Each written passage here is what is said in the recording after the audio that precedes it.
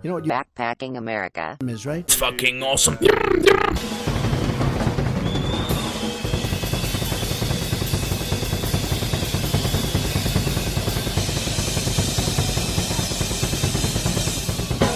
It's Backpacking America, an analytical podcast. Ladies, if you're tired of your favorite nail shop being closed due to COVID-19 and you want high-end nail designs to look your best even through these hard times, then send Kimiko a follow on Instagram at Kimiko_colors. That's KIMIKO_KOLORZ and order your very own custom set of nails. Each set includes everything you need to put your own nails on. They even ship nationwide. What's up, everyone? Welcome back to another episode of Backpacking America. So today I'm going to answer the very potent question of why does the U.S. government and our corporations refuse to fully combat the coronavirus? So I'm going to start us off with a quote from the late Karl Marx. And Karl Marx said this, and I feel like this really encapsulates our entire situation quite beautifully. The average price of wage labor is the minimum wage. So that is the quantum of the means of subsistence which is absolutely requisite to keep the laborer in bare existence as a laborer. What therefore the wage laborer appropriates by means of his labor merely suffices to prolong and reproduce a bare existence. So essentially, in regular English, that means the boss pays you your minimum wage, which is the wage calculated to just barely feed you, clothe you, pay your rent, and maybe do one or two nice things for yourself, and that's it. You are working paycheck to paycheck. If a financial emergency happens to you, if someone dies, you're done. The whole point is only to keep you working as long as you physically can tolerate it, so you are producing endless amounts of capital for your boss. That's why, when you get paid your minimum wage and then there's that surplus labor, which is the labor that goes to your boss as his profit, that's what we call robbery in the leftist circles. So this, analysis of the 19th century worker applies dually to our time, and this is the reason businesses are open to maintain the flow of capital. So in COVID, this is why we don't get as workers the $2,400 we're owed in stimulus. We're given the bare minimum to maintain our levels of productivity. So you might ask, what about the workers in the social democratic countries? Capitalism cannot be bad internationally. It's only an American phenomenon. So these nations, like in Europe, Western Europe, for example, a lot of people will look, they're more willing to ensure the safety of their working class as they have had feudalism in the past. They emerged from feudalism through their bourgeois revolutions, their capitalist revolutions. The French Revolution, the Enlightenment, etc. These class developments led to mass reforms being passed to make the livelihood of the worker more sustainable. However, the core of labor being exploited for the profit of the ruling class still exists. Imperialism still exists. Social programs do get cut when it is possible in those countries, because workers today in France, Germany, and Poland are still fighting for increased wages and preservation of their social benefits. In fact, Polish women were fighting for the right of abortion to still be legalized. In France, there is still demands for increases in wages. In Germany, the situation is getting dire because Greece is not paying its debts back. The EU is taking a toll on Germany. So there's, the workers in Germany are going to the fringes. In America, we have had no feudalism. We were a colony of a capitalist country. Our revolution was one of American colonial capitalists declaring independence from the British capitalists, thus creating a new market. So we fast forward today, we see our capitalism as uncontrollable and endlessly expanding because of our artificial development as a society. The American system of capitalism is doomed to endlessly expand. In order to build the nation from shore to shore, even to maintain the original 13 colonies, a massive slaving state had to be erected.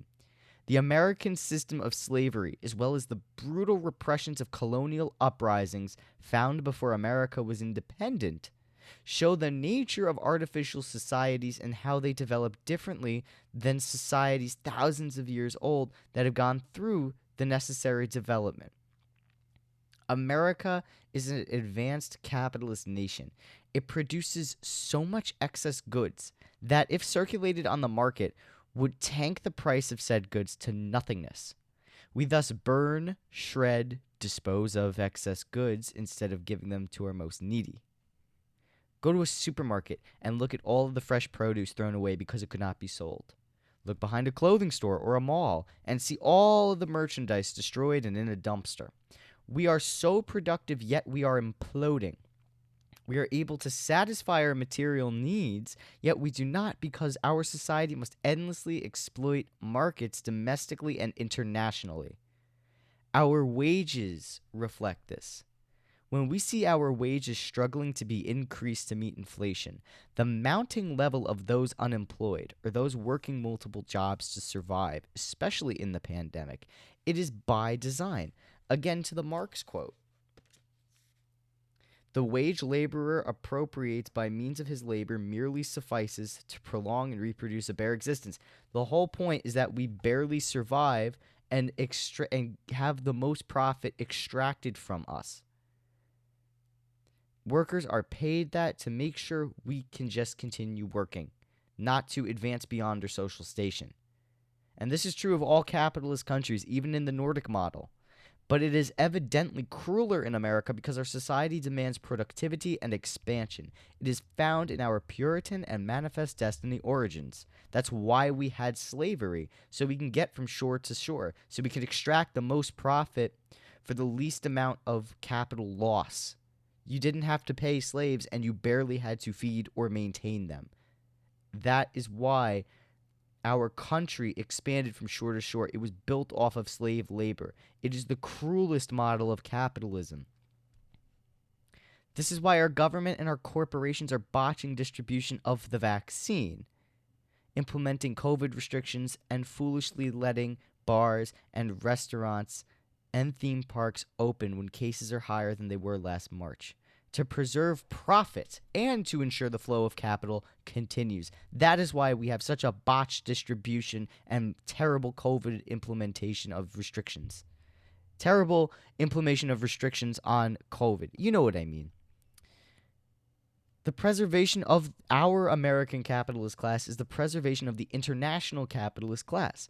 This became evident when the January 6th fascist insurrection occurred, and Canada chimed in saying it would intervene if necessary, and other nations commented similar actions, yet more tame versions of this message. This is because if one nation that aids in development of international capital falls, the flow of capital for all nations falls. And if this occurs, we see foreign interventions and wars. This is why we saw the intervention in Bolivia and Venezuela. The nationalizing of oil and lithium by these countries was a threat to international capital, which is why Venezuela was given an attempted coup and Bolivia was overthrown by Tesla.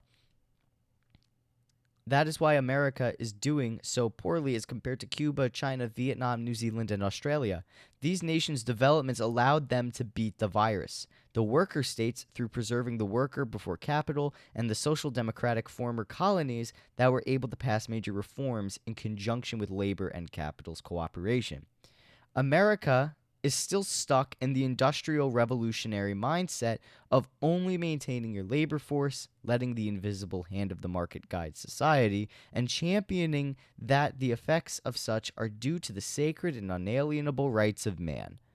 What rights are these? Free speech?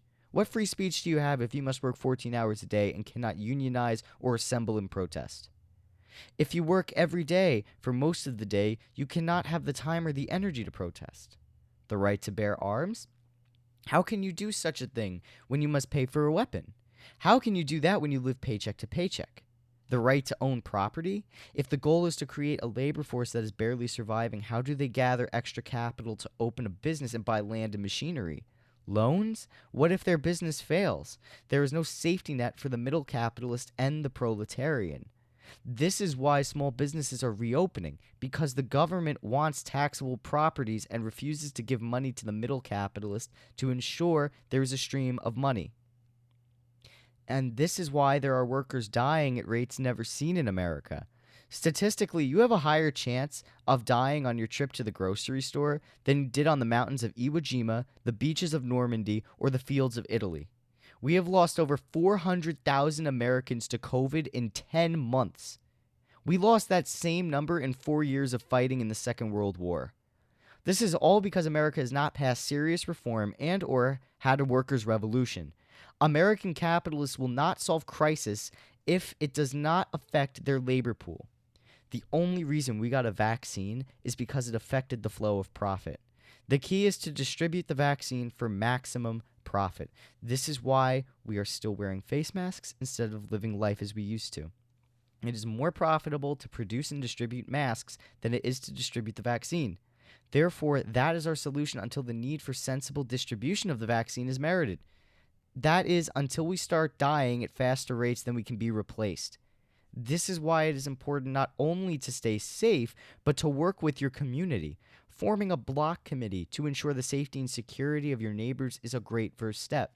Talking to your coworkers about unionizing. Educating the children on your block and providing safe daycare services. We need to form links within our communities to combat the exploitation so we are no longer struggling to survive. If we all pool our resources, we can survive collectively. If we combine the block committees, unions, and a working class-oriented political party, we could make effective demands and win against those in the above classes. We can win with devastating success. We just have to work together and learn that it is truly a life and death situation. Thanks for listening, y'all. Make sure to give BPA a follow on Instagram at Backpacking America and Twitter at BPA Podcasting. Make sure to like BPA on Facebook and subscribe on YouTube. The links can be found in the podcast description. Until then, take it easy and stay breezy.